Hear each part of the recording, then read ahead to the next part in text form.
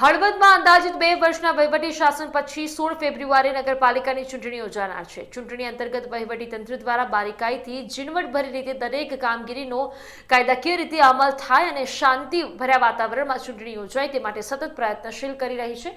આજરોજ મોરબી જિલ્લા કલેક્ટર અને ડીએસપી, ડીવાયએસપી, એસપી, ચૂંટણી અધિકારી, મામલતદાર, પીઆઈ, ચીફ ઓફિસર મતદાન સંદર્ભે બુથ મથકોની મુલાકાત લેવા પહોંચ્યા હતા તેમજ મુક્ત ન્યાયિક રીતે મતદાન થાય તે માટે પૂરતી તકેદારી રાખવા સૂચન પણ કર્યા હતા। રોલ મારું નામ વિક્રમ વઘાસિયા, ધોરાજી। અત્યારે ધોરાજીની અંદર નગરપાલિકાની ચૂંટણી આવી રહી છે। ભાજપ અને કોંગ્રેસના નેતાઓ મત માગી રહ્યા છે, કામના નામે મત માગી રહ્યા છે, પણ અત્યારે વઘાસિયા ફળી જે વોર્ડ નંબર 5ની અંદર આજે 8 થી 9 વર્ષ થયા ગટરનું પાણી, પીવાના પાણીમાં ગટરનું પાણી આવે છે। એ પ્રશ્ન કોઈ ભાજપ કે કોંગ્રેસ સોલ્વ કરી નથી રહ્યું ને અત્યારે નકટા દઈને મત માગવા આવી રહ્યા છે। તો અમારી એને વિનંતી છે, પહેલા પાણી ચોખ્ખું આપો, પછી મત માગવા આવો।